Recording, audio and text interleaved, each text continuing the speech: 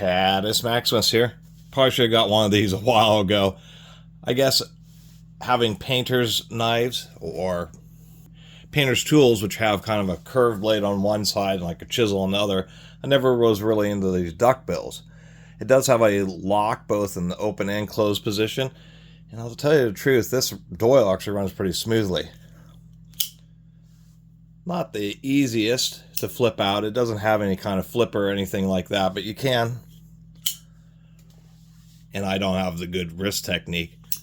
Flip it out. We can see that it actually does have like bronze or brass washers, which helps in there. Aluminum handle. Wire belt clip. These things work okay until the day you're like walking through a door or something like that and catching on a door jamb or something else. And then the wires end up getting all torqued to bits. They are using the center pin screw to also hold on the belt clip, which I suppose is okay, but that can also cause issues, mainly because you can see here there's just the stem of the screw sticking out, and there's only just a little bit of friction on each side of the head of the screw, and due to the nature of this belt clip, it torquing back and forth can actually cause that to get a little bit loose. I suspect they would have added Loctite to it, but nonetheless, just having the head of the screw on the two rails there, it's going to end up having issues. If you're not somebody who's going to end up using the belt clip, probably behoove you to simply remove it so you can sink that screw down so it has more surface area and will stay a little bit more secure. Other than that, it's really pretty smooth. Now, if you get just the right technique, then you can flip it open nice and tight. This is from the factory, and you'll have to be careful adjusting that screw when you do put it together. Normal liner lock. We have a little bit of jimping here, not too aggressive, and then we have like a little finger notch. So these are designed to really open up packaging, and that's one of the reasons I haven't actually, the real reason I haven't got one of these is because it's a bit of a hassle to sharpen this curved blade, and because they're great for opening all sorts of packaging if you're working with just anything from soils to bags of sacrete to opening packaging. They're great, but they end up doling really pretty easily because you're just putting so much load on one port. But when you want to open something up, it both hooks, and then the curvature allows it to slice a little bit better. This is just a virtual. I just use this bearing. How do you like that? That's a high load double race bearing. And when you're opening packaging like this, because you can take it, pierce in pretty easily, and then be able to pull along the edge of the packaging.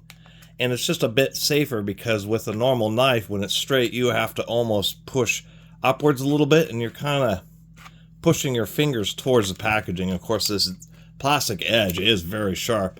So with one of these kind of knives, you can actually be pulling in an away fashion, but still get a nice hook that's effective, and the blade isn't constantly wanting to slide out from under the packaging. And that's just really what makes these great. It's just how effective they are at just getting into something and cutting it open. And you just have to use like a round stone or even like sandpaper or something to get up into that edge. It is made in China, but it is pretty cheap. Of course, they're going to give you a normal or a lifetime guarantee, which is at least something. It is a T9 screw, and actually I was just checking to see if maybe one side was, keyed into the frame. It isn't, but they did put in, indeed do Loctite, because when I torque on one side of the screw, the other side slips. So not a lot else to say by that. I was actually trying to remove this, and they seem to have used Loctite Red properly dried threads, because these are like little T9s here, and you're right on the verge of actually just stripping out either the screw or the T9 driver, trying to overcome the Loctite. So you'll be able to unscrew it when it comes loose naturally, but out of the box, I'll at least give them credit for really actually, they must have noticed that they had problems coming loose, and that's why they put so much Loctite. Many pocket knives have Loctite in there, but this seems like it's Loctite Red, like a non-removable version. Or they use some of that thread adhesive, which I've seen. Other than that, I mean, it's a smooth running knife, and for all intents and purposes, I mean, it's pretty decent. I mean, out of the box, tight blade, nice hooked steel. Suppose if the frame ever fails on you or liner lock fails or something, that they'll replace it. But these Hawkbill knives are pretty cool, especially if you're somebody who works a lot of packaging. I mean, of course, these would work great for carpet knives, being able to kind of hook and do that kind of operation. And even versus like the standard box cutter, which is designed to limit the cutting depth, and they're pretty safe. They're ubiquitous, these little box cutters. Something like this, when you're just opening up all sorts of packaging and cutting thin sheet goods and things like that, definitely a pretty handy knife. You know, vapor barrier, that type of stuff. Things that you might use a utility knife for, but where the hook blade just may make things a little bit easier.